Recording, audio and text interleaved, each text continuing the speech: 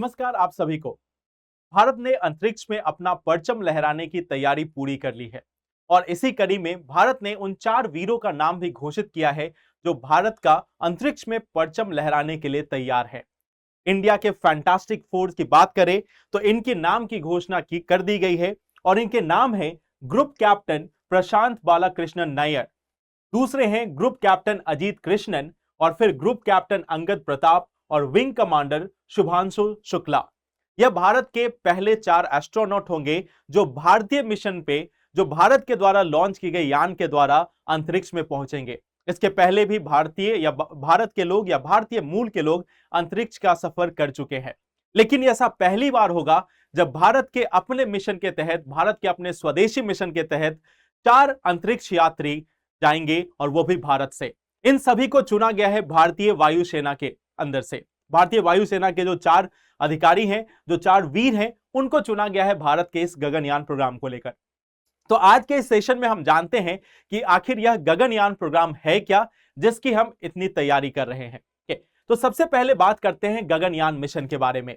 भारत ने गगनयान मिशन को लॉन्च करने का एक लक्ष्य रखा है 2025 में कि हम 2025 में एक गगनयान मिशन को लॉन्च करेंगे और इस मिशन के तहत हमारा एम जो है वह क्या है, हमारा उद्देश्य है कि हम 4 मेंबर्स को, यानी हम अपने यहां से 4 सदस्यों को, 4 एस्ट्रोनॉट्स को अंतरिक्ष में भेजेंगे 3 दिनों के सफर के लिए। 3 दिनों के एक मिशन के लिए उनको अंतरिक्ष में भेजा जाएगा और उनको सुरक्षा पूर्वक वापस पृथ्वी पर लाया जाएगा। और इसी के लिए भारत ने गगनयान मिशन की घोषणा की थी। इसकी मिशन की घोषणा काफी पहले की जा चुकी थी और 2022 में इसे पूरा किया जाना था, बट कोविड के कारण और बाकी चैलेंजेस के कारण इसका टाइमलाइन थोड़ा आगे बढ़ा है और 2025 में गगनयान को लॉन्च किए जाने की पूरी संभावना है। अब आप सोच सकते हो कि आखिर यह देर क्यों है। देखो, अगर अंतरिक्ष में किसी व्यक्ति को भेजना है तो वह तो सबसे आसान काम है। आप रॉकेट के जरिए बहुत आसानी से भेज सकते हो। इसरो के जो रॉकेट्स हैं उन सभी ने अपनी क्षमता का प्रदर्शन किया है कि अगर किसी चीज को अंतरिक्ष में भेजना है तो एक गारंटी है कि आप इसरो की पीएसएलवी मिशन पे सवार हो जाइए, अंतरिक्ष में पहुंच जाएंगे। पीएसएलवी पे सवार होइए, जीएसएलवी पे सवार होइए, आप अंतरिक्ष में पहुंच जाएंगे। जो मेन चैलेंज होता है वह है उन अंतरिक्ष यात्रियों को सुरक्षा पूर्वक वापस पृथ्वी पर लाना और इसी के लिए इसमें सुरक्षा के सभी प्रयासों पर जोर दिया जा रहा है। इसी के कारण इस मिशन में समय लग रहा है या फिर आप बोल सकते हो कि थोड़ा विलंब हुआ है। अब हम इस यान की बात करें तो इसमें इस चंद्रयान मिशन से पहले अगर हम देखें तो पहले 2 अनमैन्ड मिशन, यानी 2 ऐसे मिशन भेजे जाएंगे जिसमें कोई मानव नहीं होगा। वह सिर्फ एक अनमैन्ड मिशन होगा जिसमें हम चेक करेंगे कि क्या हम सफलतापूर्वक उसमें जो हमारे क्रू मॉड्यूल्स है उनको क्या हम सफलतापूर्वक वापस पृथ्वी पर लाने में सक्षम हुए हैं या नहीं।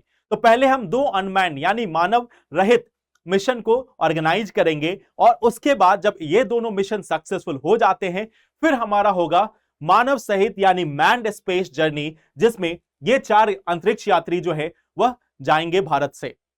तो भारत की तरफ से यह पहल की जा रही है और दुनिया में ऐसा करने वाला भारत जो है वह चौथा मुल्क बन जाएगा, चौथा देश बन जाएगा। भारत के पहले अगर हम बात करें तो भारत के पहले यूएस, रशिया और चाइना ने अपने अंतरिक्ष यात्रियों को स्वदेशी ढंग से, स्वदेशी तरीके से या फिर आप बोल सकते हो कि अपने यान के थ्रू स्पेस में भेजा है। वैसे तो भारत के लोग भी अंतरिक्ष में जा चुके हैं, लेकिन यह पहली बार होगा जब वो भारत के ही जो अंतरिक्ष यान है उसके थ्रू पहुंचेंगे। अगर हम आज के समय में बात करें तो इस गगनयान मिशन में पहले क्या क्या चीजें शामिल है उस पर एक नजर डालते हैं। सबसे पहले इसमें इंटीग्रेटेड एयर ड्रॉप टेस्ट जो है उसको शामिल किया गया। इंटीग्रेटेड एयर जो ड्रॉप टेस्ट था, इसके तहत क्या किया जाएगा, इसके तहत सिंपली देखा जाएगा कि अगर हम किसी चीज को ऊपर से ड्रॉप करते हैं अपने वायुयान से तो क्या वह सफलतापूर्वक जमीन पर आसानी से सिंपली लैंड कर पा रहा है या नहीं। इस चीज को देखने के लिए इंटीग्रेटेड एयर ड्रॉप टेस्ट को ऑर्गेनाइज किया जा रहा है। इसके साथ साथ टेस्ट व्हीकल के जो मिशन हैं उनको भी देखा जाएगा। हमने इसके लिए एक स्पेशल व्हीकल जो तैयार किया है उसका नाम है HRLV। HRLV का फुल फॉर्म है human rated launch vehicle mark 3। जो हमारी GSLV मार्क 3 थी उसी को और बेहतर बनाया गया है, उसी को ह्यूमन मिशन यानी कि मानव मिशन के लिए तैयार किया गया है। उसका नाम है HRLV के ह्यूमन रेटेड लॉन्च व्हीकल। तो इसी में pad abort test, unmanned flight और मैन्ड फ्लाइट। तो ये जर्नी होगी जिसके थ्रू हम इस गगनयान मिशन को पूरा करने की कोशिश करेंगे। अगर हम गगनयान मिशन की बात करें तो सबसे पहले जो GSLV Mark 3 यानी कि हमारा जो HRLV Mark 3 जिसे अब हम बोलते हैं या लॉन्च व्हीकल Mark 3 बोलते हैं, वह जो श्रीहरिकोटा है वहां से लिफ्ट ऑफ करेगा और लगभग 16 मिनट में जो लो अर्थ ऑर्बिट है, जो हमारा लो अर्थ ऑर्बिट है वहां तक पहुंच जाएगा। और यह दूरी जो है वो लगभग होगी 400 किलोमीटर की। तो 400 किलोमीटर की दूरी 16 मिनट में तय करने के बाद यह हमारे अंतरिक्ष में पहुंचेगा, स्पेस में पहुंचेगा। और यहां पर जो हमारे जो अंतरिक्ष यात्री है, जो 4 लोगों को चुना गया है इंडियन एयरफोर्स से, वह 3 दिनों के लिए स्पेस में रहेंगे और अलग अलग जो एक्सपेरिमेंट्स है, जो अलग अलग प्रयोग है, उसको कैरी आउट करेंगे। इसके बाद इस जो स्पेस मॉड्यूल जो बनेगा उसकी रीओरिएंटेशन होगी, डीबूस्ट की जाएगी और अरेबियन सी में, गुजरात के कोस्ट के पास, गुजरात के तट के पास अरेबियन सी में यह ग्रेजुअली धीरे धीरे नीचे आएगा। इस बीच में वह पृथ्वी की एक जो पूरी परिक्रमा है वह पूरी हो जाएगी इस स्पेस मिशन के द्वारा। तो यह अंतरिक्ष में जाने के बाद यहां से स्टार्ट होगा इनका मिशन और यह बाद में अरेबियन सी के पास स्प्लैश डाउन करेंगे, अरेबियन सी के पास नीचे आएंगे समुद्र में और फिर इनको समुद्र से वापस पृथ्वी पर लाया जाएगा। तो यह मिशन ऑर्गेनाइज किया गया है इसरो के द्वारा और इसी के लिए हमारे जो 4 वीर हैं उनको भी नामित किया गया है। तो गगनयान में बात करें तो यह गगनयान का पूरा स्ट्रक्चर है जिसको आप देख सकते हो। इस गगनयान में हमारे पास ये सर्विस मॉड्यूल है और ये क्री मॉड्यूल है। यानी ये जो मॉड्यूल है, ये जो ऊपर का पोर्शन है, यहीं पे एस्ट्रोनॉट मौजूद होंगे और नीचे का जो पोर्शन है वो है सर्विस मॉड्यूल। ओके, तो जो ऑर्बिट सर्विसिंग है वह इसके द्वारा की जाएगी। ओके, पहले प्लान था 7 डेज का, बट अभी जो है वो बोला जा रहा है कि 4 एस्ट्रोनॉट्स होंगे और वह 3 दिनों तक स्पेस में मौजूद होंगे। और ये हमारा ह्यूमन रेटेड लॉन्च व्हीकल जो कि बेसिकली GSLV Mark 3 है। GSLV is geosynchronous launch vehicle. तो जियोसिंक्रोनस लॉन्च व्हीकल जिसका अब नाम दे दिया गया है HRLV Mark 3। तो इसके द्वारा कैरी आउट किया जाएगा इंडियन एस्ट्रोनॉट्स को। इन एस्ट्रोनॉट्स की जो ट्रेनिंग है वो रशिया में हुई है और इसके साथ साथ भारत में भी इनकी ट्रेनिंग की जा रही है पिछले 5 सालों से और पहली बार उनको सभी लोगों के सामने लाया गया है। अभी रिसेंटली आपने देखा होगा कि जो एस्ट्रोनॉट विंग है, एस्ट्रोनॉट विंग उनको दिया गया था हमारे प्रधानमंत्री जी के द्वारा। अब एक चीज और यहां पे ध्यान देना, इस मैन्ड मिशन के साथ साथ हम एक रोबोट को भी भेज रहे हैं और उस रोबोट का नाम है व्योममित्रा। तो 4 जो फाइटर पायलट्स है उनकी ट्रेनिंग जो है वो रशिया में हुई, इसके साथ साथ इंडिया में भी उनकी ट्रेनिंग हुई है और इसके साथ साथ एक व्योममित्रा बेसिकली एक ह्यूमनॉइड रोबोट है जो कि एक वुमेन के शेप में है और इनको भी भेजा जाएगा इस गगनयान मिशन के अंतर्गत। तो जो भी एस्ट्रोनॉट्स है जो कम्युनिकेशन के यानी उनके साथ जो संचार के जो भी पैरामीटर्स है उन सभी को मॉनिटर करेगा और साथ ही साथ एस्ट्रोनॉट्स को हेल्प करेगा हर दिन के जो उनके अलग अलग एक्टिविटीज है उनको परफॉर्म करने के लिए। ये जो व्योममित्रा है, जो ह्यूमनॉइड रोबोट है, वह भी उनकी मदद करेगा। इस व्योममित्रा के द्वारा जो ह्यूमन फंक्शंस होता है, जैसे ह्यूमन जो जैसे काम करते हैं, उन सभी चीजों को इस व्योममित्रा के द्वारा भी परफॉर्म किया जाएगा। तो हमारे मैन्ड मिशन में, हमारे गगनयान मिशन में यह भी शामिल है। इसके साथ अगर हम बात करें तो अब मेन बात यह आती है कि आखिर इस गगनयान के द्वारा हम करना क्या चाहते हैं, आखिर इस गगनयान से हमें क्या लाभ होगा जिसके कारण हम इस गगनयान मिशन की प्लानिंग कर रहे हैं। तो सबसे पहले समझते हैं कि इस गगनयान का हमें क्या लाभ है। सबसे पहले अगर हम बात करें तो हमारी जो स्पेस इकोनॉमी है, हमारी जो स्पेस की जो अर्थव्यवस्था है, उसको एक ह्यूज इंपेटस, एक ह्यूज बूस्ट मिलेगा। आज के समय में हमारी जो स्पेस इकोनॉमी है वो ग्लोबल स्पेस इकोनॉमी का लगभग 3 से 4% के बीच में है। लेकिन हम इस स्पेस इकोनॉमी में, जो ग्लोबल स्पेस इकोनॉमी है जिसकी साइज लगभग $360 बिलियन की है, उसमें हम एक बड़ा शेयर चाहते हैं। आज के समय में भी भारत स्पेस इकोनॉमी में, स्पेस की जो अर्थव्यवस्था है उसमें 6ठा बड़ा देश है, लेकिन हम इसमें और आगे आना चाहते हैं, शीर्ष पे आना चाहते हैं। और इसी के लिए ये जो गगनयान मिशन है वो हमारे जो स्पेस इकोनॉमी है उसको बूस्ट करेगा।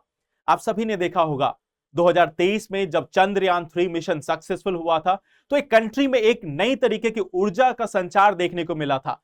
ठीक वैसे ही अगर हम गगनयान मिशन को पूरा करते हैं तो हमारी जो पूरी इकोनॉमी है, हमारी जो पूरा जो देश है, उसमें एक नई ऊर्जा का संचार देखने को मिलेगा, जो विज्ञान और प्रौद्योगिकी में लोगों को आगे आने के लिए बढ़ावा देगा। और इससे हमारी स्पेस अर्थव्यवस्था जो है वह बढ़ेगी। अगर स्पेस अर्थव्यवस्था बढ़ती है तो इसके जरिए हमारा एम्प्लॉयमेंट अपॉर्चुनिटीज बढ़ेगा, यानी रोजगार के और नए अवसर जो हैं वह पैदा होंगे। इन्वेस्टमेंट जो होगा स्पेस सेक्टर में बढ़ेगा, बाहर के लोग और भारत के लोग वह सभी स्पेस सेक्टर में निवेश करेंगे। अभी हाल फिलहाल में भारत सरकार ने यह फैसला लिया है कि जो विदेशी निवेश है, जो विदेशी एफडीआई जो है उसको स्पेस सेक्टर में 100% तक अलाउ किया जाएगा। तो जो विदेशी निवेश है वह भी हमारे अंतरिक्ष जो सेक्टर जो है, जो हमारा स्पेस सेक्टर है, उसमें भी बढ़ेगा। इसके साथ साथ प्राइवेट सेक्टर का पार्टिसिपेशन जो है वह भी बढ़ेगा। भारत ने हाल में ही 2023 में भारतीय अंतरिक्ष पॉलिसी को भी घोषित किया था और इसके तहत प्राइवेट सेक्टर के पार्टिसिपेशन को बढ़ावा दिया जा रहा है। तो इन सभी चीजों से हमारी जो स्पेस अर्थव्यवस्था है वो और बेहतर होने की संभावना है। अब इसके साथ साथ एक और सबसे महत्वपूर्ण बात, ये तो हो गई इकोनॉमी की बात, बट दूसरी है एक अंतर्राष्ट्रीय स्तर पे हमें जो पहचान मिलेगी कि भारत इस तरीके का स्वदेशी ढंग से अपने अंतरिक्ष यात्रियों को अंतरिक्ष में भेजने वाला दुनिया का चौथा देश बनेगा और इससे हमें एक अंतर्राष्ट्रीय स्तर पर एक पहचान मिलेगी। इससे हमें इंडिया को एक मेजर स्पेस प्लेयर के रूप में स्टैब्लिश करने में एक हेल्प मिलेगी। हमारा जो स्पेस डिप्लोमेसी है, जो हम स्पेस का यूज करते हैं डिप्लोमेटिक प्रोसेस के लिए, उसको भी बढ़ावा मिलेगा। इसके साथ साथ जो स्पेस सेक्टर है इसका कमर्शियलाइजेशन होगा पूरे विदेश से। अभी भी आपने देखा होगा कि हमारे जो अलग अलग पीएसएलवी मिशन होते हैं या बाकी मिशन होते हैं, उनमें निवेश, उनमें अलग अलग जो विदेशी प्लेयर्स हैं, जो अलग अलग विदेश के जो अलग अलग जो देश हैं, वह सभी भी अपने जो सैटेलाइट्स है उसको भेजने के लिए इसरो के पास आते हैं। तो अगर हम इस तरीके से और सक्सेसफुल मिशन करते रहें तो हमारा जो स्पेस सेक्टर है एक ग्लोबल सर्विस प्रोवाइडर के रूप में इमर्ज करेगा। इसके साथ साथ साइंटिफिक बेनिफिट भी होगा। साइंटिफिक बेनिफिट क्या होगा? हम अपने सोलर सिस्टम और उसके आगे की चीजों को बेहतर ढंग से समझ पाएंगे। हमें मालूम चलेगा कि इस ब्रह्मांड का निर्माण कैसे हुआ है, इस ब्रह्मांड में जो अलग अलग जो खगोलिक वस्तुएं हैं, जो अलग अलग सेलेस्टियल ऑब्जेक्ट्स हैं, उनके बारे में हम बेहतर ढंग से समझ पाएंगे, बेहतर ढंग से जान पाएंगे। इसके साथ साथ जो इंटरनेशनल स्पेस स्टेशन है, जो अंतरराष्ट्रीय अंतरिक्ष स्टेशन है, उस पे हमारी कोलैबोरेशन की, यानी उसमें हम भागीदार बन सकते हैं और हम फ्यूचर में आने वाले समय में अपना खुद का एक इंडिजिनस स्पेस स्टेशन भी स्थापित कर सकते हैं। जो हमारा स्वदेशी स्पेस स्टेशन होगा उसको भी हम स्थापित कर सकते हैं। हम चंद्रमा पे भी लोगों को, भारतीयों को आसानी से भेज सकते हैं। तो इन सभी का प्रयास जो है गगनयान की सफलता पर निर्भर करता है। इसके साथ साथ एक आएगा एटीट्यूडनल चेंज। लोगों का जो व्यवहार है, लोगों का जो एटीट्यूड है, उसमें हमें चेंज देखने को मिलेगा। आप सभी ने चंद्रयान 3 की जो लॉन्च एक्टिविटी है उसको देखा होगा। जिस समय इसरो चंद्रयान 3 को लॉन्च कर रहा था, आप सभी ने सुना होगा कि YouTube पे एक नया रिकॉर्ड बना था, लाइव देखने का एक नया रिकॉर्ड बनाया गया था इसरो के द्वारा। तो सोचो, हमारे देश में इतने जो लोग हैं जो साइंटिफिक टेम्पर के हैं, उन सभी को एक नया बूस्ट मिलेगा। लोगों के अंदर में साइंस टेक्नोलॉजी को लेकर, हमारे कंट्री को लेकर जो प्राइड है वह भी बढ़ेगा। हमारे देश की जो अंतर्राष्ट्रीय पहचान है उसको भी बढ़ावा मिलेगा, उसको भी प्रोत्साहन मिलेगा। तो इससे हमारे देश का जो एक तरीके से जो सस्टेनेबल डेवलपमेंट है वह पूरा हो सकता है। तो गगनयान मिशन सिर्फ एक अंतरिक्ष मिशन नहीं है, यह भारत के लिए एक गौरव का मिशन है। यह भारत के लिए एक ऐसा मिशन है जिससे हम आगे के समय में, आने वाले समय में पूरे कंट्री को, जिससे गर्व हो सकता है, जिससे पूरे कंट्री को एक आगे बढ़ने की दिशा मिल सकती है। और इस दिशा को आगे लेकर जाने के लिए इन 4 लोगों को चुना गया है, जिसको आप इंडिया के फैंटास्टिक 4 के रूप में रिकॉग्नाइज कर सकते हो। तो thank you very much for watching this video and thank you very much for staying connected with Khan Global Studies.